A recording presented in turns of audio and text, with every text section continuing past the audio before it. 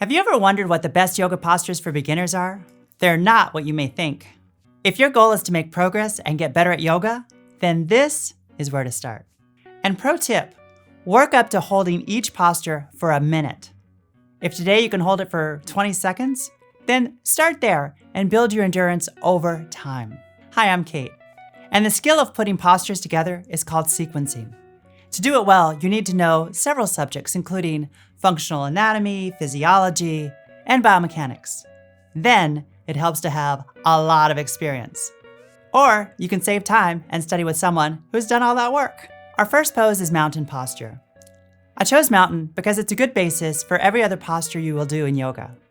It's also a common starting and ending point for a lot of sequences, such as sun salutations A and B. A standing back bend prepares you to do other back bends, like those we do on the floor. Know that you don't have to lift your head if that's uncomfortable.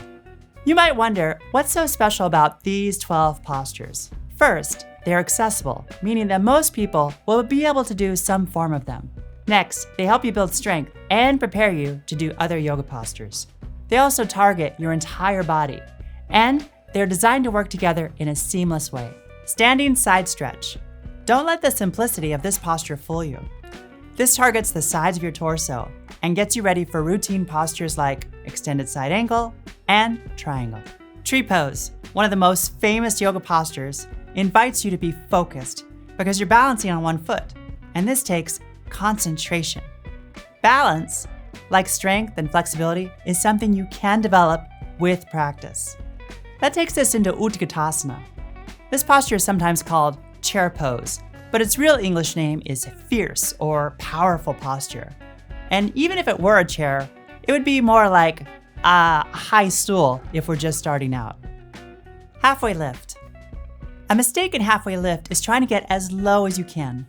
Instead, think about this as a great place to build back strength through a movement we call extension. So your halfway lift might end up a little higher than halfway, and that's okay. High lunge, also called crescent lunge, is a lunge where your arms are lifting. High lunge strengthens and develops your balance. It also targets your hips, which is helpful if you sit during the day. Open arm twist is related to high lunge and is the opposite of warrior two, our next posture.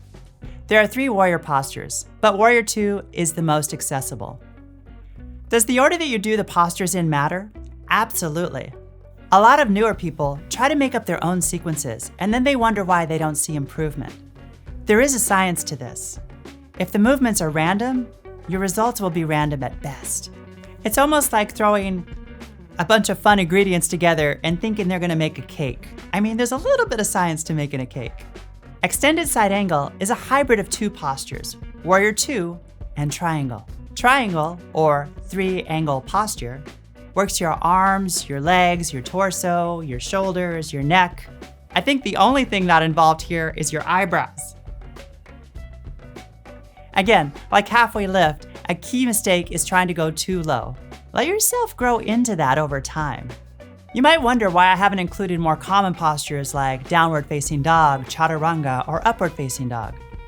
Those are great postures, but you're more likely to be successful with them if you've done some preparation first. These 12 postures prepare you.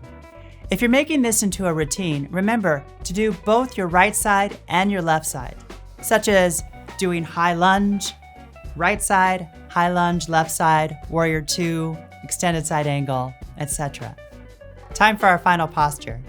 We've done lunges, backward bends, side stretching, balance. To finish things off, it can feel good to do a forward fold. Wide-legged forward fold targets your hamstrings.